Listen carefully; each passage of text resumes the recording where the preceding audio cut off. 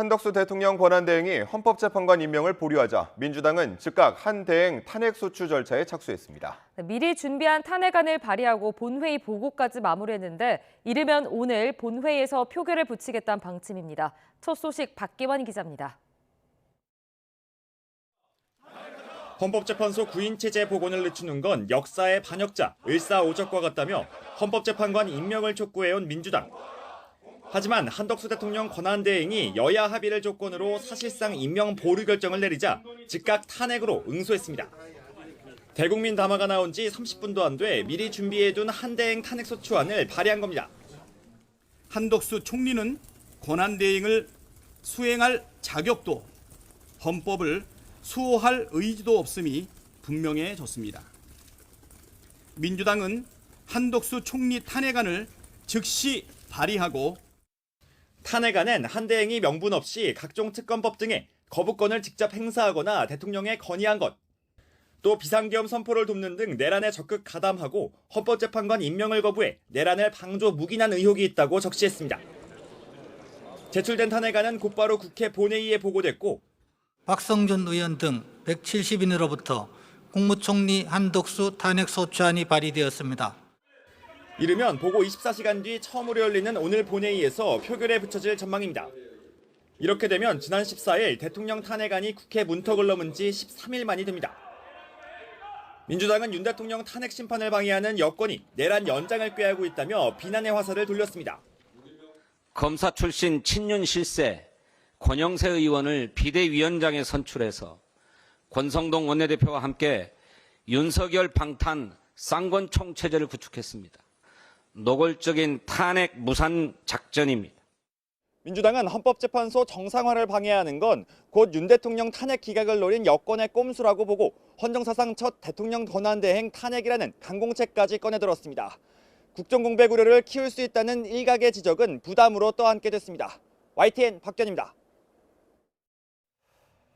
이렇게 민주당이 한덕수 대통령 권한대행 탄핵 절차에 착수하자 국민의힘은 민주당이야말로 국정 붕괴를 야기하는 내란 정치를 일삼는다고 비난했습니다.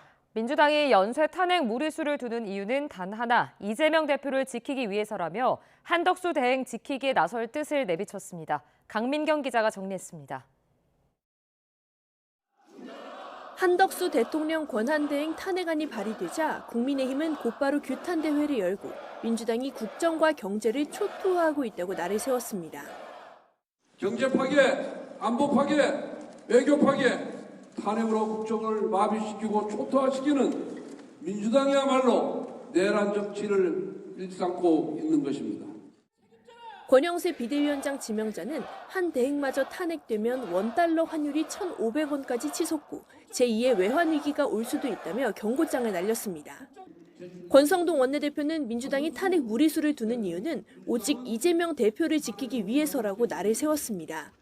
국회목 헌법재판관 3명을 임명해 윤석열 대통령을 조속히 탄핵하고 조기 대선으로 이 대표를 당선시켜 사법 리스크를 덮어버리려는 게 민주당이 속내란 겁니다. 국가 권력을 거머쥐겠다는 민주당의 권력 창탈 음모 용납할 수 있겠습니까, 여러분? 결코 용납할 수 없습니다. 국민의힘은 우원식 국회의장을 찾아가 민주당의 행동에 제동을 걸어달라고 호소하기도 했습니다. 민주당의 탄핵 시도로 여야정 국정협의체 출범에도 차질이 생겼다는 점을 강조한 건데 긍정적인 답변은 듣지 못했습니다. 여야정 협의체가 순탄하게 진행되지 못할 것 같으니까 우리 국회의장께서 진중한 판단해 주시길 바란다. 그렇게 이야기를 하고 왔습니다. 국민의힘은 내란특검법과 김건희 여사 특검법은 한덕수 권한대행에게 제2요구권, 즉 거부권을 행사하는 쪽으로 가닥을 잡았습니다. 사실 국민의힘으로선 민주당이 한덕수 대통령 권한대행 탄핵 공세를 막을 현실적인 방안은 없습니다. 경제 위기론을 앞세워 여론전에 집중하는 이유기도 한데 계엄과 탄핵 정국에 대한 부정적인 여론에 밀려 현실적인 힘을 받지 못한다는 우려도 적지 않습니다. YTN 강민경입니다.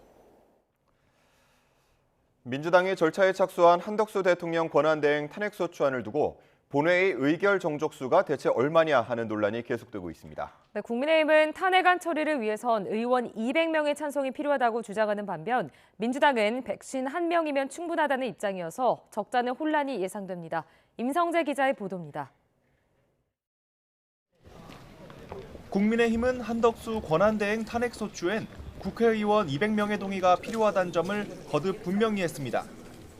권한대행도 대통령에 준하는 지위인 만큼 제적의원 3분의 2, 즉 200명 이상 찬성이 있어야 한다는 겁니다. 지금 한덕수 권한대행은 대통령의 직무를 대리하고 있습니다. 민주당이 거론하는 탄핵사유 역시 대통령의 직무에 해당하는 것입니다. 특히 과거 헌법재판소 산하 연구기관이 발간한 주석엔 권한대행 탄핵을 위해선 대행되는 공직자의 기준을 적용해야 한다는 점이 명시돼 있다고 주장했습니다. 민주당은 그러나 권한대행이 공식 직함이 아니고 선출 권력도 아닌 만큼 탄핵소추엔 의원 151명만 찬성하면 된다는 입장을 유지하고 있습니다. 그런데도 국민의힘이 정족수 기준을 높이려는 건 탄핵 절차를 지연시키려는 의도일 뿐이라고 일축했습니다. 대통령 직무정지 상태의 불안정성을 극복하고 탄핵을 완수하려고 하는 국민적인 바람과 반대에 있는 의견들이라 저는 일단 생각을 하고요.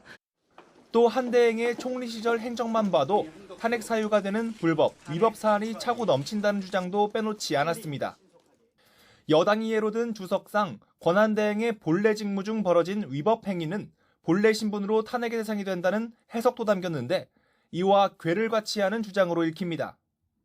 여야의 주장이 첨예하게 엇갈리는 가운데 국회 입법조사처나 학계에서도 다양한 의견이 나오는 것이 사실입니다. 일단 해석의 열쇠를 쥔 국회의장실은 의결 정족수를 확정한 바 없다는 입장인데 기준이 200일 경우에도 여당 이탈표 8명만 나오면 탄핵안이 통과되는 만큼 그 규모에도 시선이 쏠리고 있습니다. 한대행 탄핵 소추 땐 최상목 경제부총리가 권한대행을 맡게 되는데 야당 일각에선 연쇄 탄핵론도 제기되고 있습니다. 대행의 대행체제마저 장담할 수 없다는 전망이 나오는 이유인데 한대행 탄핵 표결 이후 전국 수습도 순탄치만은 않을 것으로 보입니다. YTN 임성재입니다. 윤석열 대통령의 탄핵 심판 사건 첫 변론 준비 기일이 오늘 오후 2시 헌법재판소에서 진행됩니다. 탄핵 서류 일체를 내지 않은 윤 대통령 측의 불출석 가능성이 거론되는데 별도의 입장 표명이 있을지 주목됩니다. 권준수 기자의 보도입니다. 12.12 담화에서 법적 책임을 다하겠다던 윤석열 대통령은 대국민 약속과 배치되는 행보를 이어가고 있습니다. 탄핵 심판 쟁점을 정리하고 심리 계획을 짜는 변론 준비 기일 코앞까지 헌법재판소가 요구한 서류를 전혀 제출하지 않은 겁니다. 헌재는 재판관 회의를 열고 향후 서류 송달 방법 등 유례 없는 상황에 대한 대응책을 논의했습니다. 피청구인 측으로부터 접수된 서면은 없습니다. 오전 재판관 회의에서 수명 재판관들은 이 사건의 진행 상황과 대응 방안을 보고하였고 전원재판부는 상황 인식과 대응 방안을 공유하였습니다. 헌재는 재판관 6인 체제 심리는 문제가 없다고 보고 예정대로 첫 변론 준비 기일을 진행할 방침입니다. 국회 탄핵소추단도 김용현 전 국방부 장관 등 핵심 피의자 9명을 증인으로 신청하는 등 채비를 갖추고 있습니다. 반면 윤 대통령 측은 대리인 위임장조차 내지 않는 등 수세적 태도로 일관해 불출석 가능성을 배제하기 어렵습니다. 만약 윤 대통령 측이 나오지 않더라도 헌재는 국회 측 대리인단 입장부터 들은 뒤 준비 기일을 다시 지정해 윤 대통령 측에 거듭 출석을 요구할 것으로 보입니다. 적절히 판단해서 준비 절차를 더 할 필요가 있다고 생각이 되면 한 번 더 기일을 지정할 것으로 생각합니다. 노골적인 지연 작전의 본격 변론에 앞선 준비 단계부터 늘어지는 모양새인데 윤 대통령 측은 법정 밖 입장 발표 계획도 시사했습니다. 성탄절 이후에 대통령과 변호인단 쪽에서 정리된 입장을 26일 이후에 이런 가운데 헌재는 한덕수 권한대행이 헌법재판관 후보자 3명을 모두 임명할 수 있다며 구인체제 완성에 대한 원론적 입장을 재확인했습니다. YTN 권준수입니다. 윤석열 대통령의 탄핵 심판 첫 변론 기일을 앞두고 대통령 측 변호인단이 윤곽을 드러내고 있습니다. 윤 대통령 측 변호인단은 내란 수사는 김홍일 전 방송통신위원장을 중심으로 탄핵 심판은 헌법재판소 공보관 출신인 배보윤 변호사 중심으로 대응할 전망입니다. 지난 1994년 헌법연구관으로 임관한 배 변호사는 박근혜 전 대통령 탄핵 심판 당시 헌법재판소 공보관에 역임했고 퇴직 후에는 당시 탄핵 절차가 부실했다고 지적했습니다. 이 밖에 윤갑근 전 고검장과 윤 대통령의 최측근으로 꼽히는 석동현 변호사도 조력자로 나섰습니다. 비상계엄 사태를 수사하는 검찰이 이르면 오늘 김용현 전 국방부 장관을 재판에 넘길 것으로 보입니다. 내란 혐의로 재판에 넘겨지는 첫 사례가 되는데 김 전 장관 측은 기자회견을 열고 불법 수사라며 반발했습니다. 김영수 기자입니다.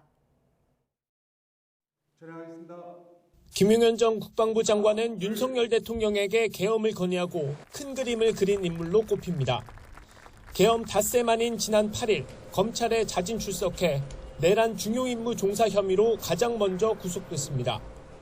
검찰은 김 전 장관 공소장에 내란 혐의 정점, 우두머리부터 국회 장악과 체포조 운용까지 국헌문란을 목적으로 한 조직적 범죄의 구조를 담을 것으로 전해졌습니다.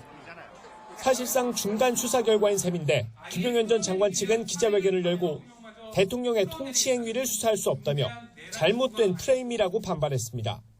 특히 한덕수 국무총리를 거친 건의와 국무회의 모두 정상적인 절차를 거쳤다고 주장했습니다. 대한민국 헌법에서는 상권 분립을 규정하고 있고 통치행위에 대해서는 사법심사가 면제된다는 원칙을 선언하고 있습니다. 삼권 분립을 강조하면서도 비상계엄 선포의 배경과 목적에 국회, 정치권이 있다는 사실은 감추지 않았습니다. 하지만 헌법과 계엄법에는 계엄군이 국회를 통제할 수 있는 근거가 없습니다. 검찰의 기소를 앞두고 열린 기자회견에 김용현 전 장관 측이 일부 언론사의 취재를 거부하면서 경찰이 출동하기도 했습니다. YTN 김영수입니다. 김용현 전 국방부 장관 측은 기자회견에서 윤 대통령이 의원 출입 저지를 지시했다는 의혹 등은 사실이 아니라고 반박했습니다. 하지만 다른 증언과는 배치되는 만큼 진위는 윤 대통령에 대한 수사를 통해 가려질 것으로 보입니다. 김태원 기자입니다. 김용현 전 국방부 장관 측은 기자회견에서 계엄과 관련해 제기됐던 여러 의혹을 언급했습니다. 우선 계엄사 포고령은 김 전 장관이 쓴 초안을 윤 대통령이 검토해 문구나 내용 일부를 수정했고 통행금지 조항도 이때 빠졌다고 설명했습니다. 윤 대통령이 조지호 경찰청장이나 곽종근 특전사령관에게 전화로 국회 통제를 지시했다는 의혹도 사실이 아닐 거란 입장을 밝혔습니다. 장관에게 이미 국회의원들에 대한 출입을 막거나 의사활동을 막지는 마라. 그 이후에 다시 그에 반하는 지시를 할 수 없다. 하지만 이 같은 설명은 윤 대통령으로부터 직접 서면이나 전화로 지시를 받았다는 증언과는 정면으로 배치됩니다. 의결 정족수가 아직 다 안 채워진 것 같다. 빨리 문을 부수고 들어가서 안에 있는 인원들을 끄집어내라. 계엄 비선 의혹을 받는 노상원 전 정보사령관에 대해서는 자문을 구했을 뿐이라 해명했지만 수사 2단 구성 등 사전 모의 정황이 드러나고 있는 점도 짚어볼 대목입니다. 적극적인 해명이 오히려 의혹을 키웠다는 평가가 나오는 가운데 진위는 결국 사건의 정점 윤 대통령 조사로 가려질 전망입니다. YTN 김태원입니다.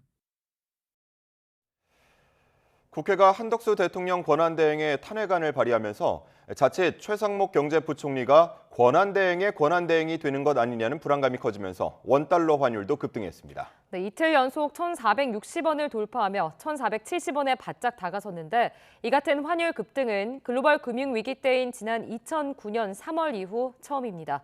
류완웅 기자가 보도합니다. 서울 외환시장에서 원달러 환율은 1,455.2원으로 출발 후 무서운 기세로 상승했습니다. 국회가 한덕수 대통령 권한대행의 탄핵안을 발의하면서 환율은 이틀째 1,460원을 돌파했고 이내 1,465원도 넘어섰습니다. 글로벌 금융위기 때인 지난 2009년 3월 2일에 원달러 환율이 1,596원까지 올랐던 이후 약 15년 10개월 만에 처음으로 1,465원을 돌파했습니다. 트럼프 전 미국 대통령의 대선 승리 후 상승한 원달러 환율은 비상계엄 사태 후 1,440원을 넘었고 미국 FOMC의 매파적 금리 인하 후 1,450원을 돌파하더니 한덕수 대통령 권한대행의 탄핵이 진행되면서 또 급등했습니다. 대통령 권한대행마저 탄핵을 당해 최상목 경제부총리가 권한대행을 이어받는 것 아니냐는 관측이 나오는 등 전국 불안이 커지면서 환율도 영향을 받았습니다. 환율 변동폭이 커지면서 외환시장 관계자들은 하루 종일 환율 시세를 주목하면서 촉각을 곤두세웠습니다. 시장에선 정치 불확실성에 따른 불안 심리가 커진 가운데 환율 상승에 베팅하는 투기 세력도 대거 유입된 것으로 보고 있습니다. 결제 수요 유입과 여기에서의 매수 세력이 강화된 영향이 반영되면서 환율은 1,460원을 상향하였습니다. 여기에 국내 정치적 불확실성이 지속되고 있는 상황도 환율 급등에 영향을 미친 것으로 판단하고 있습니다. 고환율과 전국 불안에 개인 투자자들이 2,500억 원 순매도를 하면서 코스피는 2,440선에서 2,420선으로 물러났습니다. 코스닥 지수 역시 개인과 외국인의 순매도로 680선에서 다시 670선으로 후퇴했습니다. YTN 유환홍입니다. 한 해를 되돌아보고 희망찬 새해를 준비할 연말 연시지만 우리 기업들의 내년 전망은 시작부터 암울하기만 합니다. 네, 기업들의 부정적인 경기 전망은 34개월째 이어지면서 50년 만에 역대 최장 기록을 썼습니다. 최하연 기자가 보도합니다. 한국 경제는 정상적으로 작동하고 있다. 한국 경제의 지속적인 신뢰와 지지를 요청한다. 최근 국내 경제단체들은 세계 경제단체장에게 연합장 대신 호소문을 보냈습니다. 혼란스런 정치 상황 속 우원식 국회의장, 한덕수 대통령 권한대행과도 잇따라 만나 현장의 어려움을 토로했습니다. 계약 직전까지 간 수출 상담도 바이어가 일방적으로 취소하고 그리고 환율이 갑자기 올라서 1,300원대 들여온 원자재가 1,450원 가까이 결제하니 기업들이 이렇게 애쓰는 건 올해보다 내년이 더 암울해 보이기 때문입니다. 국내 600대 기업의 내년 1월 경기 전망치는 84.6으로 나타났습니다. 지수가 100보다 낮으면 부정적인 전망을 의미하는 건데 코로나19 이후 5년 만에 가장 많이 떨어졌습니다. 기업들의 암울한 경기 전망은 벌써 34개월째로 조사가 시작된 지 50년 만에 역대 최장 기록입니다. 업종별로 보면 제조업과 비제조업 모두 내년 1월 경기 전망이 어두웠습니다. 내수와 투자, 고용, 수출, 자금 사정, 채산성, 재고까지 모든 항목에서 부진을 전망했습니다. 기업들은 경영의 불확실성을 가장 싫어합니다. 정책의 일관성을 좀 어려운 환경이지만 정부가 중심을 잡아서 유지를 해야 되는 게 가장 급선무고요. 환율 안정 노력이 좀 필요합니다. 예상치 못한 정치적 불안과 통상 압박을 예고한 트럼프 2기 행정부 출범까지 기업들은 새해 희망보다 걱정이 앞서고 있습니다. YTN 최하영입니다. 국민의힘과 정부가 내수 경기 활성화 논의를 위한 민당정 협의회를 오늘 오전 개최합니다. 국회에서 열리는 이번 협의회에는 국민의힘 권성동 원내대표와 김상훈 정책위의장, 최상목 경제부총리 겸 기재부 장관과 문체부, 국토부 등 주무부처 장관, 방기선 국무조정실장 등이 참석합니다.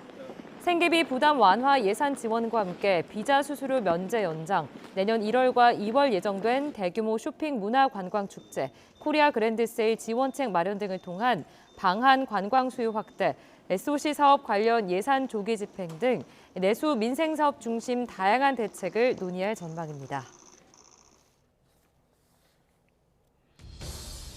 한 줄 뉴스입니다. 전국 아파트값이 6주 연속 하락하는 가운데 수도권 아파트값도 지난 4월 이후 34주 만에 하락세를 보였습니다.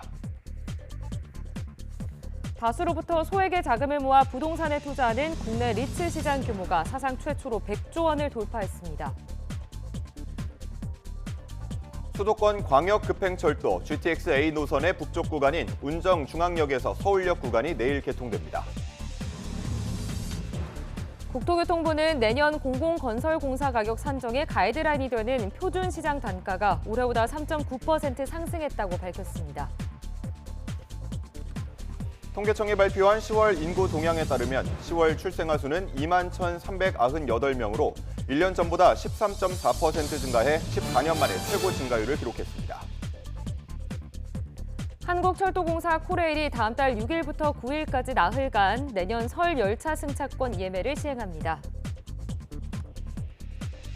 배달앱 수수료와 함께 가맹점주들이 또 다른 부담으로 호소하고 있는 카카오 모바일 상품권의 수수료율 상한이 현재의 15%에서 9%로 인하되고 정산 주기도 한 달 정도로 짧아집니다. 한국소비자원이 성인용 기저귀 9개의 제품을 시험 평가한 결과 흡수성과 소비자 만족도가 모두 높은 제품은 디펜드 안심 언더웨어와 테나 언더웨어 노멀로 나타났습니다. 지금까지 한줄 뉴스였습니다. 인체에 치명적인 가습기 살균제를 만들어 판매한 혐의를 받는 SK케미칼과 애경산업 전 대표 등에게 금고형을 선고한 2심 판결이 대법원에서 뒤집혔습니다. 지난 2018년 유죄가 확정된 옥시와는 원료 성분이 달라 함께 묶어 처벌할 수 없다고 판단했습니다. 장하영 기자입니다. 지난 1월 서울고등법원은 홍지호 전 SK케미칼 대표와 안용찬 전 애경산업 대표에게 금고 4년을 선고했습니다. 제품 위험성을 알고도 판매해 사실상 국민을 상대로 독성 시험이 이뤄졌다며 1심의 무죄 선고를 뒤집었습니다. SK, 이마트, 애경은 유죄였습니다. 처음부터 유죄였습니다. 대법원에서도 정말 파기환송은 되지 않았으면 좋겠습니다. 하지만 대법원은 1년 만에 2심 판결을 다시 뒤집었습니다. 1심 때부터 쟁점이던 살균제 원료 때문입니다. 최대 징역 6년형이 확정된 옥시의 주 원료는 PHMG나 PGH지만 SK케미칼과 애경이 만든 가습기 메이트와 이마트 가습기 살균제는 CMIT와 MIT가 원료로 옥시와 다른 제품이기 때문에 묶어서 처벌할 수 없다는 겁니다. 옥시와의 연결고리가 인정되지 않으면서 2심 법원은 피해자들이 어떤 가습기 살균제 때문에 숨졌는지 다시 구체적으로 규명해야 합니다. 7년인 공소시효가 만료됐다고 판단할 가능성도 커졌습니다. 피해자들은 2010년과 2011년에 숨졌지만 검찰은 공범인 옥시가 2019년 기소돼 공소시효가 정지됐다며 SK케미칼과 애경을 기소했었습니다. YTN 장하영입니다. 가습기 살균제 참사 피해자들과 환경단체가 대법원이 살균제 제조 판매 업체에 유죄를 선고한 원심을 파기한 것을 규탄했습니다. 환경보건시민센터 등은 어제 서울 광화문 광장에서 긴급 기자회견을 열고 대법원이 피해자가 아닌 SK케미칼, 애경산업의 편을 들고 있다며 사법 정의가 무너졌다고 비판했습니다. 이들은 대법원의 황당한 판결이 기업들의 면죄부가 될 수 없다며 합당한 형사 책임이 부과되도록 이후 재판에 적극적으로 임하겠다고 밝혔습니다.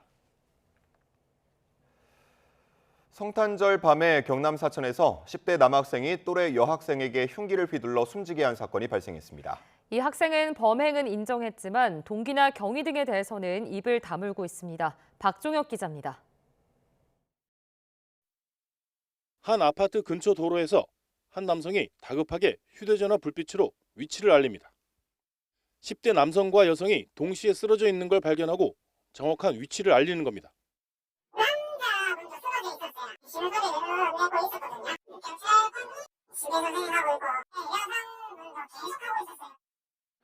알고 보니 10대 남학생 A군이 또래 여학생에게 흉기를 휘두른 뒤 자해를 시도했습니다. 두 사람 모두 인근 병원으로 옮겨졌는데 여학생은 끝내 숨졌습니다. 경찰은 두 학생이 인터넷 채팅으로 알고 지냈지만 이날 처음 얼굴을 본 것으로 파악했습니다. A군은 자신이 사는 강원도에서 경남 사천까지 대중교통을 이용해 온 것으로 확인됐습니다. 미리 준비한 흉기를 휘두른 사실은 인정했는데 범행 동기와 두 사람이 알게 된 경위 등에 대해 입을 열지 않고 있습니다. 범행 동기는 알 수 없으나 피해자가 사용한 휴대폰과 피해자가 사용한 휴대폰을 포렌식해서 살해 동기를 찾아낼 생각입니다. 경찰은 A군에 대해 심리분석 전문가 면담을 진행하고 구속영장을 신청한다는 계획입니다. YTN 박종혁입니다. 코인 상장을 빌미로 수십억 원의 뒷돈을 챙긴 혐의로 재판에 넘겨진 프로골퍼 안성현 씨가 1심에서 중형을 선고받고 법정 구속됐습니다. 서울 남부지방법원은 어제 특정경제범죄법상 사기 등의 혐의로 기소된 안 씨에게 징역 4년 6개월을 선고하고 청탁 과정에서 받은 고가의 시계 2개를 몰수하도록 명령했습니다. 재판부는 가상자산 거래소에서의 청탁 행위는 자본시장의 공정성을 해치는 행위인데다 실제 코인을 상장하지 않고 돈을 챙겨 죄질이 불량하다고 양형 이유를 설명했습니다.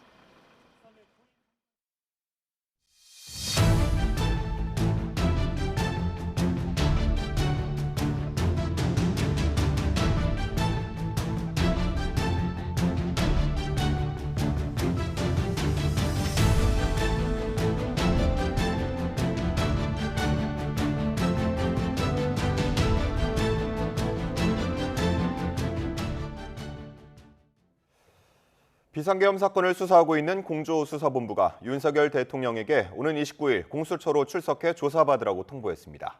네, 앞서 출석 요구에 잇따라 불응했던 윤 대통령 측은 절차적인 대응을 할 것이란 입장을 밝혔습니다. 이경국 기자입니다. 고위공직자 범죄수사처와 경찰로 구성된 공조수사본부가 윤 대통령에게 3차 소환을 통보했습니다. 공조부는 윤 대통령에게 오는 29일 오전 10시 공수처에 나와 조사받으라고 요구했습니다. 윤 대통령 관저와 대통령실에 특급 우편으로 출석 요구서를 보냈고 대통령실에는 전자공문도 함께 발송했습니다. 이번 출석 요구서에도 윤 대통령은 내란 우두머리로 적시됐습니다. 지난 18일과 성탄절 조사가 잇따라 무산된 뒤 공조부는 대응 방안을 고심해왔습니다. 체포영장 청구와 추가 소환 통보를 두고 경찰과 공수처의 협의가 이어졌는데 결국 절차적 정당성을 확보하기 위해 추가 소환 통보를 택한 것으로 풀이됩니다. 이번 3차 출석 요구에도 윤 대통령이 불응할 경우 공수처는 체포영장을 통해 윤 대통령 신병 확보에 나설 가능성이 큽니다. 윤 대통령에게 법률 자문을 하는 석동현 변호사는 YTN에 이제 절차적인 대응을 하겠다는 입장을 밝혔는데 사실상 최후 통첩인 공조본의 3차 출석 요구에 응할지 관심이 주목됩니다. YTN 이경국입니다. 검찰은 군과 경찰을 동원한 계엄 체포조가 국헌문란 목적을 입증할 핵심이라고 보고 있습니다. 이에 대해 경찰은 즉각 반발에 나섰고 김용현 전 국방부 장관은 포고령에 따른 당연한 계엄 업무라고 주장했습니다. 신지원 기자가 보도합니다. 검찰은 계엄 당시 국군 방첩사령부가 우원식 국회의장과 이재명 민주당 대표, 한동훈 당시 국민의힘 대표 등을 체포하기 위해 경찰에 지원을 요청한 정황을 수사하고 있습니다. 방첩사에서 국회 쪽으로 출동을 가는데 체포 인력이 온다. 근데 현장이 혼란스러우니 안내할 인력이 필요하다. 특히 김용현 전 국방부 장관이 여인영 방첩사령관을 통해 경찰의 주요 인물의 위치 추적을 요청하는 등 구체적인 지시를 내린 정황도 포착한 것으로 전해집니다. 이에 대해 경찰은 현장에 출동한 강력계 형사 10명은 누구를 체포한다는 인식이 없었다고 반박했습니다. 또 우종수 국가수사본부장에 대한 검찰의 압수수색이 부당하다며 준항고 절차를 제기하기도 했습니다. 김 전 장관 측도 반박에 나섰는데 아예 체포조 활동이 정당한 업무라고 주장했습니다. 당시 포고령에서 정치 활동을 금지한 만큼 정치인들이 금지 활동을 벌이지 않도록 예방하는 차원이었다는 겁니다. 그러나 정치 활동을 금지한 포고령 1호 자체가 위헌이라는 지적과 함께 계엄 당시에도 체포조 관련 지시가 부적절하다고 느꼈다는 관계자 증언도 잇따르고 있습니다.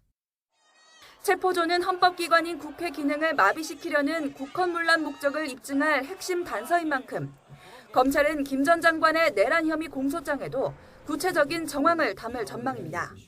YTN 신지원입니다. 비상계엄 당시 국회의장 공관 인근의 CCTV가 공개되며 우원식 의장 체포조 투입 의혹이 제기됐습니다.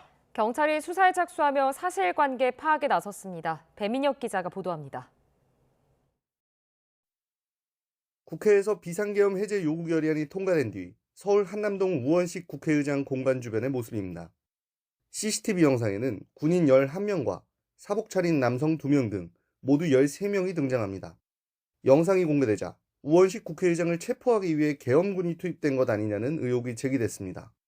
논란이 일자 국방부는 대통령 경호처 요청으로 대통령과 국회의장 등의 관저가 밀집한 한남동 일대 경계 강화를 위해 투입된 병력이라며 계엄군은 아니라고 해명했습니다. 하지만 계엄 당시 체포명단에 우 의장도 있었다는 진술이 잇따른 가운데 의혹은 잦아들지 않았습니다. 공관에 복귀할 가능성이 있는 국회의장을 체포하라는 명령이 있었는지, 또 2차 계엄의 의도가 있었던 것은 아닌지. 그러자 경찰이 수사에 나섰습니다. 경찰은 CCTV 영상을 바탕으로 병력의 신원과 소속 부대, 당시 현장에 투입된 배경 등 사실관계를 파악하고 있다고 밝혔습니다. 우 의장은 국회를 침탈한 계엄군에게 신변보호를 요청하는 국회의장이 어디 있느냐며 반발하는 가운데 경찰 수사를 통해 이들의 정체가 확인될지 주목됩니다. YTN 배민혁입니다. 오늘의 주요 경제 일정입니다. 한국은행이 오늘 지난달 은행권 대출금리를 발표합니다. 10월에는 가계대출 금리 오름폭이 2년여 만에 최대치를 기록했는데 이런 추세가 이어질지 관심입니다. 기술이 돈이 되고 무기가 되는 시대, 정부가 국가 핵심 산업기술 유출을 막기 위해 오랜 기간 관계부처 그리고 전문가들과 논의해왔는데요. 오늘 그 종합계획을 발표할 예정입니다. 계엄과 탄핵 사태로 전국이 요동치면서 환율이 주간 거래 종가 기준 1,460원을 돌파했습니다. 일각에서 전망한 1,500원대도 가시권에 든 상황인데 오늘은 어떤 흐름을 보일지 지켜보시죠.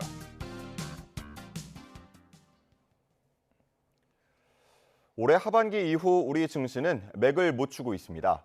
외국인 투자자들이 등을 돌린 영향이 컸는데 가장 많이 팔아치운 종목은 바로 삼성전자였습니다. 이형원 기자입니다. 올해 초만 해도 우리 주식시장에 대한 전망은 낙관적이었습니다. 반도체 업황 개선과 함께 미국 기준금리 인하 시기가 빨라질 것을 전제로 코스피 3,000선 돌파까지 언급될 정도였습니다. 실적과 경기와 밸류에이션적인 측면에서 좀 더 높게 올 수 있는 요인들이 생겨서 3,000선까지 늘어놓을 수 있다. 하지만 예상은 빗나갔습니다. 미국은 9월에서야 금리를 내렸고 반도체를 중심으로 한 우리 수출 전망도 어두워졌습니다. 하반기 들어 외국인들이 투자금을 빼면서 우리 증시는 크게 흔들렸습니다. 실제로 외국인은 지난 7월까지만 해도 24조 원 넘게 사들였지만 지금은 순매수 규모가 2조 원대로 쪼그라들었습니다. 외국인 탈출을 부추긴 종목은 삼성전자였습니다. 무려 10조 원 넘게 빠지며 순매도 1위 불명예를 차지했습니다. 반면 SK하이닉스는 외국인 순매수 2위에 올라 우리 반도체 빅2의 희비가 엇갈렸습니다.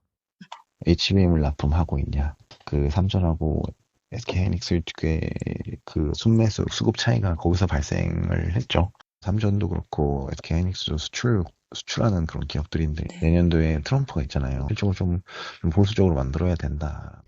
비상계엄 후폭풍으로 우리 경제 불확실성이 커진 상황에서 고환율과 트럼프발 무역 장벽까지 고려하면 당분간 외국인 투자 심리가 살아나기는 쉽지 않을 전망입니다. YTN 이영훈입니다. 내년 신학기 도입을 목표로 추진돼 오던 AI 디지털 교과서가 아닌 교육 자료로서의 지위만 인정받게 됐습니다. 교육부는 학교 현장에 혼란이 예상된다며 제의 요구를 건의하겠다고 밝혔습니다. 염혜원 기자입니다. 재석 276인 중 찬성 178인, 반대 93인, 기권 5인으로서 초중등교육법 일부 개정 법률안 대안은 가결되었음을 선포합니다. 국회 본회의에서 법안이 통과되면서 AI 디지털 교과서는 교과서의 지위를 잃게 됐습니다. 학교장 재량에 따라 선택하게 되는 교육 자료로만 쓰이게 된 겁니다. AI 디지털 교과서는 이미 지난달 말 검정을 마쳤지만 통과된 법안에 소급 조항이 있어서 모두 교과서로 쓸 순 없게 됐습니다. 당장 새 학기에 도입하기엔 준비 기간이 너무 짧고 어린 학생들을 대상으로 AI 교육을 실험할 순 없다는 게 법안 통과의 이유입니다. 교육부는 학교 현장의 혼란을 우려하며 한덕수 대통령 권한대행에게 거부권 행사를 요청하겠다고 밝혔습니다. AI 디지털 교과서는 교과서로 활용될 때 지역 간, 학교 간 교육 격차를 해소하고 학생들에게 균등한 교육 기회를 제공할 수 있는 만큼 개정안이 정부로 이송되면 법률을 집행하는 주무부처 장관으로서 제2요구를 건의할 계획입니다. 거부권이 행사돼 법안이 다시 국회로 돌아온다면 200명 이상의 찬성이 필요하기 때문에 이번엔 부결될 가능성이 큽니다. 그럴 경우 예정대로 내년에 AI 디지털 교과서 도입이 다시 추진되는 겁니다. 교육부는 보름 안에 제2요구를 하게 돼 있다며 새학기 혼란이 없도록 이른 시일 안에 해결하겠다고 밝혔습니다. 다만 도입 속도 조절 요구가 많은 만큼 앞서 국회에 제안했던 1년 유예 기간을 두는 방안은 계속 이어가겠다고 설명했습니다. YTN 염혜원입니다.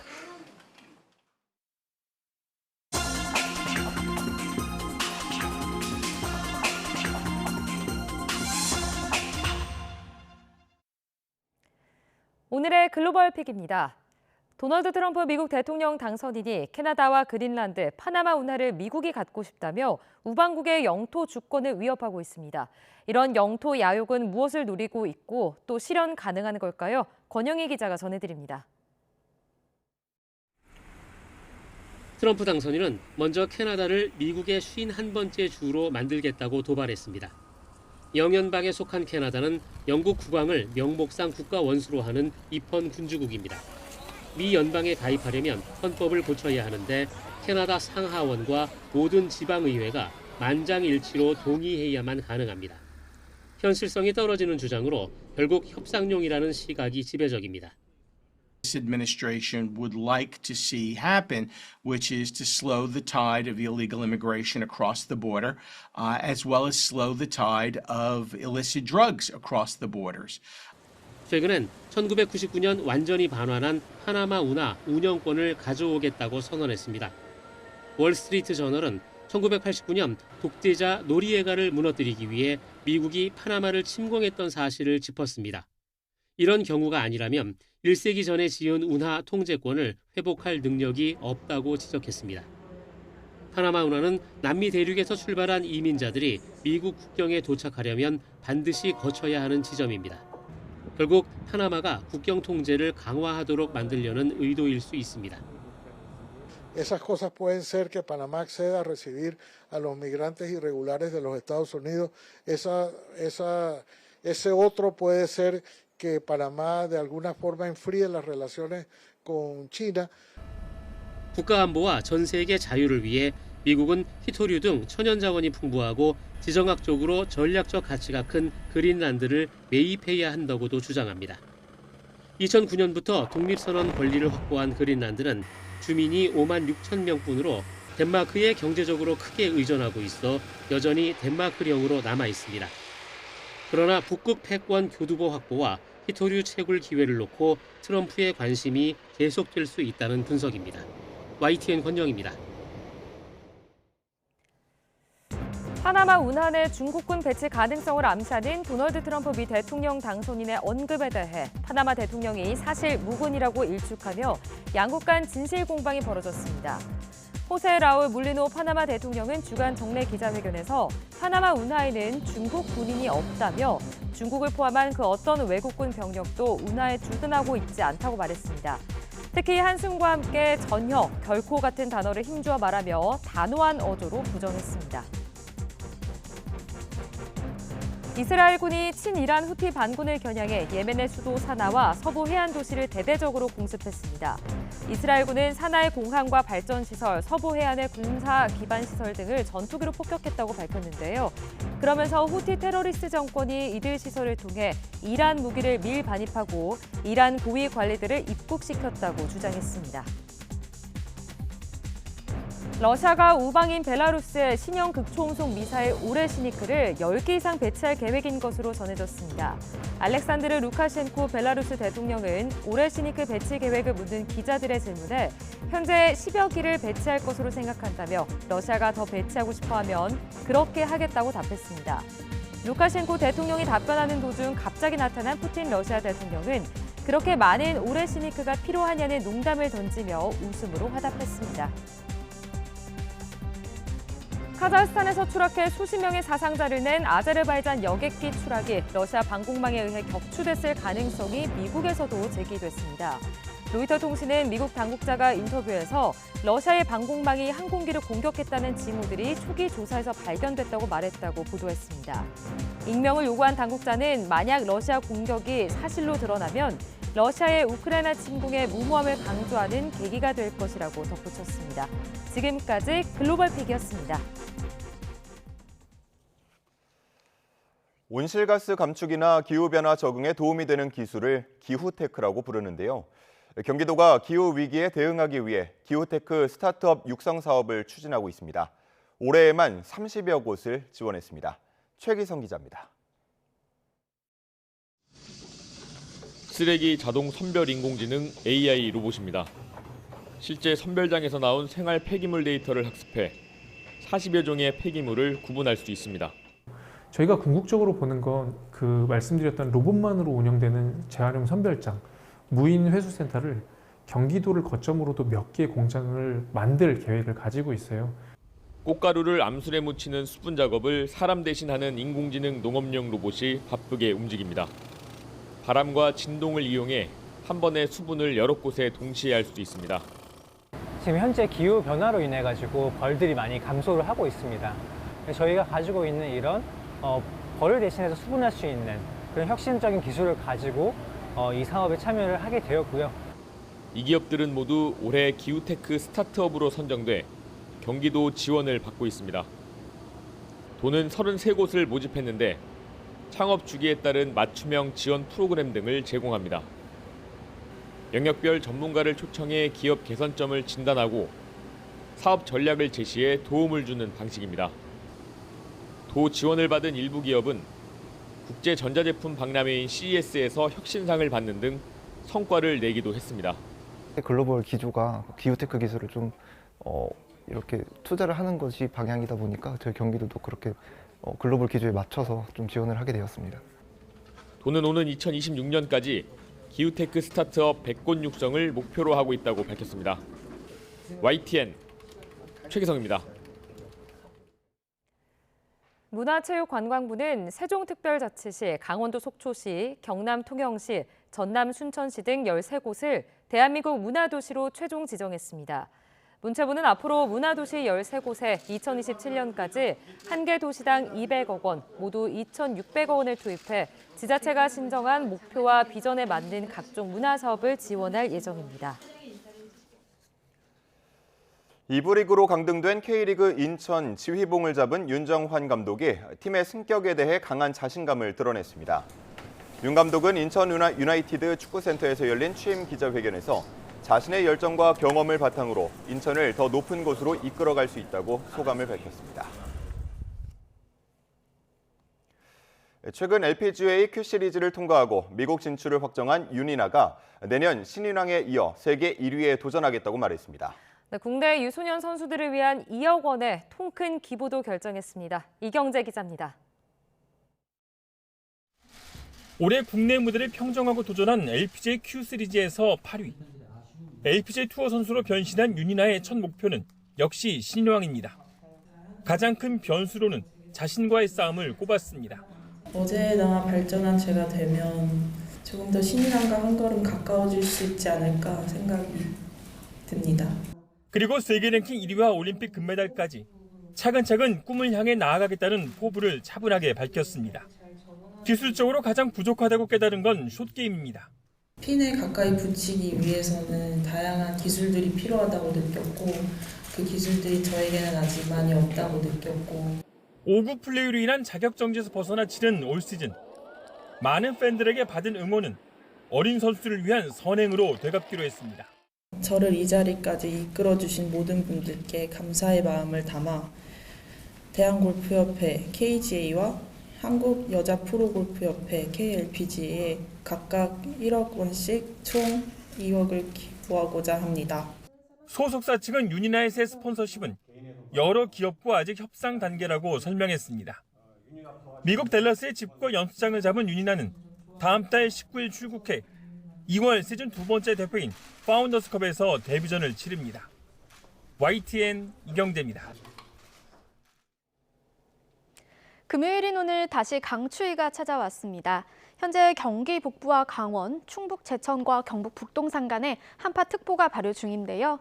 현재 특보가 내려진 철원과 대관령은 영하 10도를 밑돌고 있고요. 서울은 영하 5도로 어제 같은 시각보다 8도가량 낮습니다. 특히 찬바람의 체감온도는 영하 10도 안팎에 달하고 있습니다. 한낮에도 중부지방은 영하권 체감추위가 지속하겠습니다. 오늘 낮 기온은 서울 1도, 청주 2도, 광주 4도에 그치겠습니다. 나오실 때는 보온에 각별히 신경 써야겠습니다. 추위 속 충남과 전북 지방에는 눈비구름이 유입되고 있습니다. 내일까지 전북 많은 곳에 최고 20cm 이상, 전남과 충남에도 최고 10cm의 많은 눈이 내려 쌓이겠습니다. 특히 이들 지역에는 시간당 3cm 안팎의 강하고 무거운 눈이 예상돼 주의하셔야겠습니다. 오늘 서울 등 그 밖의 지역은 대체로 쾌청하겠고요. 동해안 지방에는 건조특보가 내려진 가운데 바람도 강하게 불겠습니다. 이번 눈비는 내일 오전이면 대부분 그치겠지만 충남과 전북은 휴일에 또 한 차례 내리겠고요. 강추위는 휴일부터 점차 누그러질 전망입니다. 날씨였습니다. 이상으로 뉴스타트 1부 마칩니다. 잠시 후 2부가 이어집니다. 함께해 주신 여러분 고맙습니다.